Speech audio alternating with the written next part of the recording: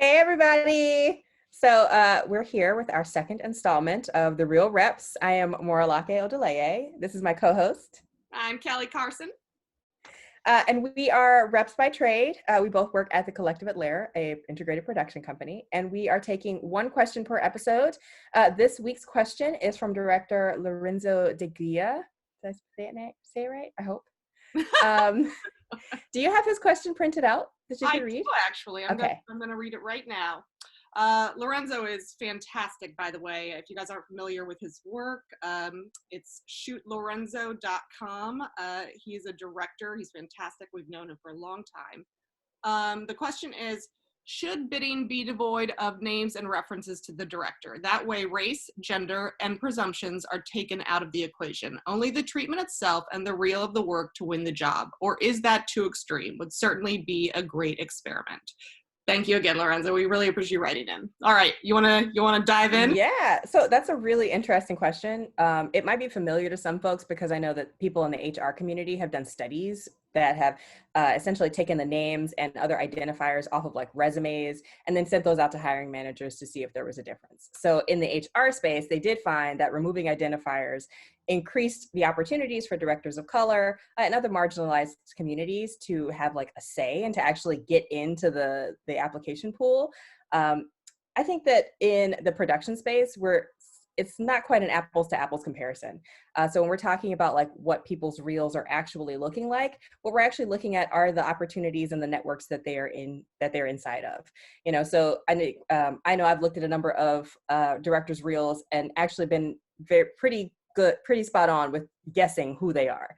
So if you have someone's reels and there's tons of, baby work and it's feminine products and, it's like lots of like, lady things, you're kind of like, okay, well, they're hiring females to do this particular thing. It's the same thing with some directors of color. You'll see a lot of the Latino McDonald's spots, a lot of the Spanish speaking this or that. So I think, the identifiers being removed can work in some cases, but in other instances, just like looking at the reels, you will be able to tell.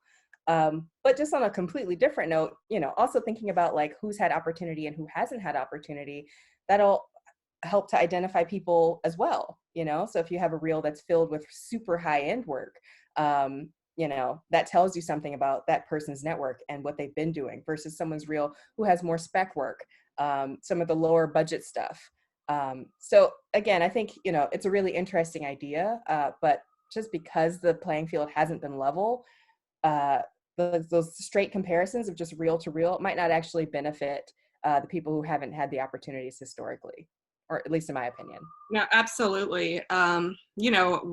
This goes right back to our previous episode. I mean, there's a bit of catch up that needs to happen, right, for things to even out. And when we do this, if we are taking a blind taste test, we are sort of eliminating that work that is being done now. And, maybe someday we'll be at that point, but I don't know if we're at that point now. And a lot of the creative is still very one viewpoint, because I know that back in 2013, when 3% was founded, there was 3% female creatives, and it was less so for people of color, right? And so there's there's an audience that's actually judging the reels too, and that's why we're actually trying to diversify the agencies as well, so that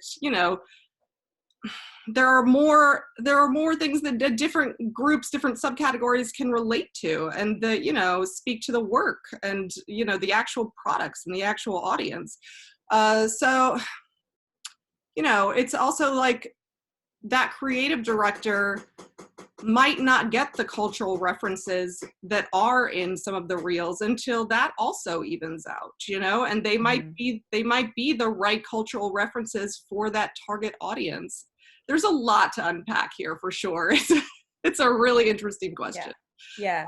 I don't know. What do you think?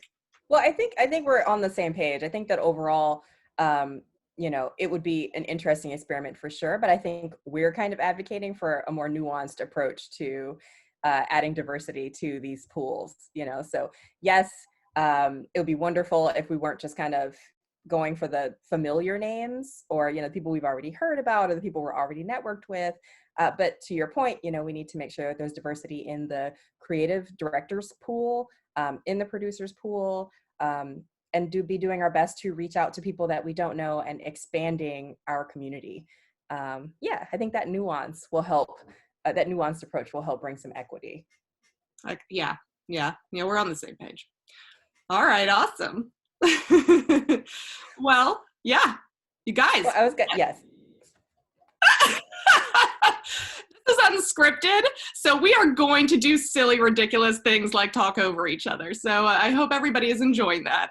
Oh my God. Well, I was just going to say that we would love to hear like your comments, what you think about the question that was asked this time. Also, if you have other questions that we can take on, you know, anything having to do with what it's like being a rep in the advertising space, you know, we don't necessarily know all the answers, but we're more than happy to give you our flawed opinions.